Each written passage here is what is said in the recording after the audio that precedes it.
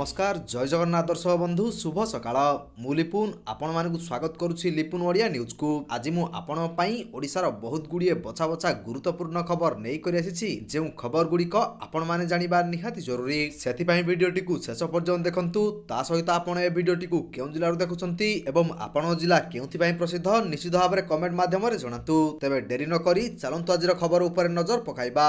आजिर प्रथम खबर जियो एयरटेल बीएसएनएल एवं वीआई रो शेष होला डेडलाइन। कोटी कोटी यूजर्स को मिलिबो बड़ आश्वस्ति। जेबेठारु इंटरनेट एवं स्मार्टफोन रो व्यवहार बढ़िछि सेबेठारु साइबर फ्रॉड स्पैम कॉल एवं स्पैम मेसेज मध्य द्रुत गति रे वृद्धि पाइबारे लागिछि। वर्तमान सारा देश रे कोटी कोटी मोबाइल यूजर्स को स्पैम मेसेज ठारु सबुदिन पई आश्वस्ति मिलिबाकु जाउछि। प्राय सारा देश रे कमर्शियल मेसेज को ट्रैक करिया पई मेसेज ट्रेसेबिलिटी नियम को लागू करिबाकु जाउछि। एथि पई ट्राई पक्षरु जियो एयरटेल बीएसएनएल एवं वीआई को दिया जायतिबा डेडलाइन मध्य शेष होई सारिछि। तो दर्शक बंधु चलंतु नजर पकेइबा परवर्ती खबर उपरे। सरकारक बड़ घोषणा जनवरी हिताधिकारी को मिलिबो मागणा गहम। जनवरी प्रथम सप्ताह रे राशन हिताधिकारी को मिलिबो मागणा गहम।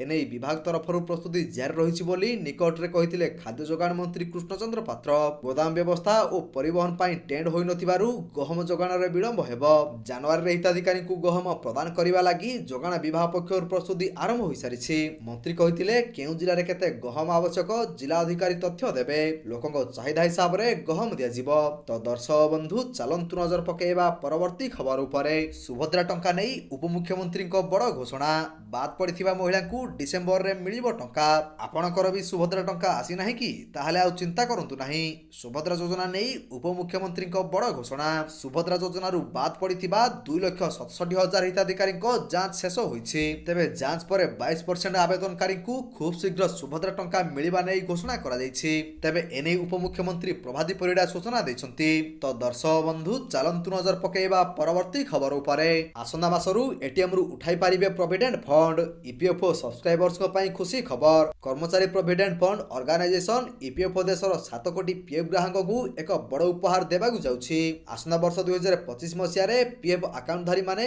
एक विशेष सुविधा पाई पारिबे जेउथि उपभोक्ता माने सेमानक जमा होइतिबा टंका बाहर करि पारिबे। एटीएम माध्यम रे पीएफ अकाउंट एटीएम मशीन माध्यम रे टंका बाहर करि पारिबे। तो दर्शक बंधु चलंतु नजर पकेइबा परवर्ती खबर उपरे। आयुष्मान कार्ड रो नुवा नियम। केउ राशन कार्ड धारी को मिलिबो आयुष्मान कार्ड आसिला तारीख।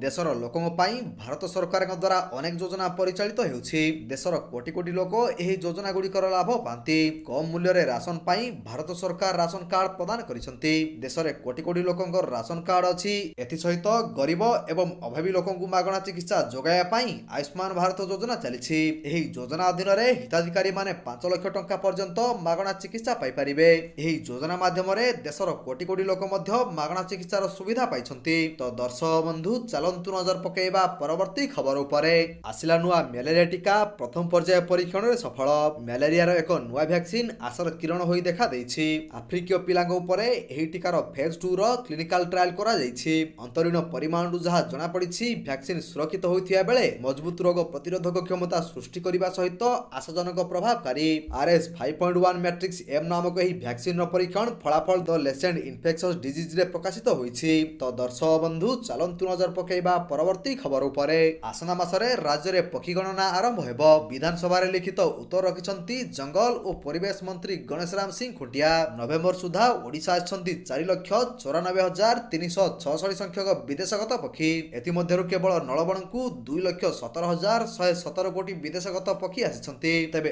आसना मासरु राज्य रे पक्षी गणना कार्य आरंभ हेबो। तो दर्शक बंधु चलंतु नजर पकेइबा परवर्ती खबर उपरे। धान संग्रह प्रक्रिया रो समीक्षा कले मुख्यमंत्री। चाषींग अभियोग रो तुरंत समाधान पाई देले निर्देश। राज्य रे धान संग्रह प्रक्रिया रो समीक्षा करिसंती मुख्यमंत्री मोहन माझी। धान संग्रह प्रक्रिया को त्वरान्वित करिबा एवं चाषी मानक अभियोग रो तुरंत समाधान करिया पाई मुख्यमंत्री निर्देश दैछंती। मंडी रे चाषी मानक पाई खाद्य पानी एवं टॉयलेट रो व्यवस्था करिबा को मध्य परामर्श दैछंती। दलाल मानक उपरे तीक्ष्ण नजर रखिबाकू मध्य निर्देश दैछंती मुख्यमंत्री। तो दर्शक बंधु चलंतु नजर पकेइबा परवर्ती खबर उपरे। ड्राइवर को पाई खुशी खबर। एणिकी राति रे मागणा रे मिलिबो एही सुविधा। वर्तमान शीत दिन आरंभ हो जाइथिबा बेले राति रे कुड़ी कारणरू गाड़ी चलाचल रे बाधा सृष्टि होइथाए। रास्ता रे कुड़ी रहिथिबारु अनेक समय रे आगु किछि दृश्यमान होई नथाए। फल रे ताहा गाड़ी दुर्घटनार कारण साजिथाए। तेनु विलंबित राति और भोर समय रे दुर्घटना एड़ाइबाकू राज्य परिवहन प्राधिकरण पक्षरु एक नुआ पदक्षेप ग्रहण करा जाइछि। ଚାଳକଙ୍କୁ ସତେଜ ଓ ସଚେତନ କରିବାକୁ ରାଜପଥ କଡ଼ରେ ମାଗଣା ଚା ବଣ୍ଟନ କାର୍ଯ୍ୟକ୍ରମ ଆରମ୍ଭ ହୋଇଛି।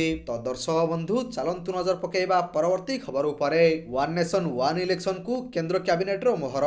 ଏକକ ନିର୍ବାଚନକୁ ନେଇ ଆଉ ପାଦେ ଆଗକୁ ବଢ଼ିଲା କେନ୍ଦ୍ର। କେନ୍ଦ୍ର ସରକାର ଏକ ଦେଶ ଏକ ନିର୍ବାଚନ ନିୟମ ପାଇଁ ଜୋରଦାର ଉଦ୍ୟମ କରିଛନ୍ତି। ୱାନ୍ ନେସନ ୱାନ୍ ଇଲେକ୍ସନକୁ କେନ୍ଦ୍ର କ୍ୟାବିନେଟ ମଞ୍ଜୁରୀ ମିଳିଛି। ପୂର୍ବରୁ ସେପ୍ଟେମ୍ବରରେ କେନ୍ଦ୍ର କ୍ୟାବିନେଟ ବୈଠକରେ ରାମନାଥ କୋବିନ୍ଦଙ୍କ ରିପୋର୍ଟକୁ କେନ୍ଦ୍ର କ୍ୟାବିନେଟ ମଞ୍ଜୁରୀ ପ୍ରଦାନ କରିଥିଲା। ତେବେ ଏନେଇ ସଂସଦର ଶୀତ ଅଧିବେଶନରେ ସରକାର ବିଲ୍ ଆଣିବେ ବୋଲି ଜାତୀୟ ଗଣମାଧ୍ୟମରେ ଚର୍ଚ୍ଚା ହେଉଛି। ତ ଦର୍ଶକ ବନ୍ଧୁ ଚାଲନ୍ତୁ ନଜର ପକାଇବା ପରବର୍ତ୍ତୀ ଖବର ଉପରେ। ବିଧାନସଭାରେ ପ୍ରଶ୍ନ ଉଠିବା ପରେ ଆଇନ ମନ୍ତ୍ରୀଙ୍କ ପ୍ରତିକ୍ରିୟା। ଖୁବ୍ ଶୀଘ୍ର ନିୟନ୍ତ୍ରଣକୁ ଆସିବ ଅବଢ଼ା ଦର। ଭକ୍ତମାନେ ଯେପରି କମ୍ ଦାମରେ ମହାପ୍ରସାଦ କିଣିପାରିବେ ସେ ନେଇ ଗମ୍ଭୀରତାର ସହ ଚିନ୍ତା କରାଯାଉଥିବା ଆଇନ ମନ୍ତ୍ରୀ ପୃଥ୍ୱୀରାଜ ହରିଚନ୍ଦନ ସୂଚନା ଦେଇଛନ୍ତି। ଅବଢ଼ାର ଅହେତୁକ ଦର ବୃଦ୍ଧିକୁ ନେଇ ଗତକାଲି ବିଧାନସଭାରେ ପ୍ରଶ୍ନ କରିଥିଲେ ପୁରୀ ବିଧାୟକ ସୁନୀଲ ମହାନ୍ତି। ଅବଢ଼ାର ରେଟ୍ ଚାର୍ଟ କଥା ପୂର୍ବରୁ ଶ୍ରୀମନ୍ଦିର ପ୍ରଶାସନ ପକ୍ଷରୁ କୁହାଯାଇଥିଲା। ତ ଦର୍ଶକ ବନ୍ଧୁ ଚାଲନ୍ତୁ ନଜର ପକାଇବା ପରବର୍ତ୍ତୀ ଖବର ଉପରେ। ରାଜ୍ୟରେ ଗଡ଼ିବ ଏଆଇ ଟେକ୍ନୋଲୋଜି ବସ୍। ଓଡ଼ିଶା ପରିବହନ କ୍ଷେତ୍ରରେ ନୂତନ ପରିବର୍ତ୍ତନ ହେଉଥିବା ବେଳେ ଏବେ ମାର୍କେଟରେ ନୂତନ କରି ଗଡ଼ିବ ଏଆଇ ଟେକ୍ନୋଲୋଜି ବସ୍। ବସ୍ରେ ମିଳିବ ହୋଟେଲର ଫିଲିଂ। ଟ୍ରେନ୍ ଏବଂ ବିମାନ ଭଳି ରହିଛି ଏହି ବସ୍ରେ ଶୌଚାଳୟର ସୁବିଧା। ଭୁବନେଶ୍ୱରରୁ ନବରଙ୍ଗପୁର ପର୍ଯ୍ୟନ୍ତ ଯାତ୍ରୀମାନେ କରିବେ ଯାତାୟାତ। ଶୀତତାପ ନିୟନ୍ତ୍ରିତ ଆରାମଦାୟକ ବସିବା ଓ ଶୋଇବାର ବ୍ୟବସ୍ଥା ରହିବ। ତେବେ ଏହି ବସ୍ ସେବାରେ ଖାଦ୍ୟ ଏବଂ ପାନୀୟର ବ୍ୟବସ୍ଥା ରହିଛି। ତ ଦର୍ଶକ ବନ୍ଧୁ ଚାଲନ୍ତୁ ନଜର ପକାଇବା ପରବର୍ତ୍ତୀ ଖବର ଉପରେ। ଜୁନ୍ 15ରୁ ଆରମ୍ଭ ହେବ ନିଟ୍ ପିଜି 2025 ପରୀକ୍ଷା। ଘୋଷଣା ହେଲା ପରୀକ୍ଷାର ସମ୍ଭାବ୍ୟ ତାରିଖ। National board of examination medical sciences ତରଫରୁ ନିଟ୍ ପିଜି 2025 ପରୀକ୍ଷାର ସମ୍ଭାବ୍ୟ ପରୀକ୍ଷା ତାରିଖ ଘୋଷଣା କରାଯାଇଛି। ଜୁନ୍ 15 ତାରିଖରେ ସାରା ଦେଶରେ ପରୀକ୍ଷା ଆୟୋଜନ ହୋଇପାରେ।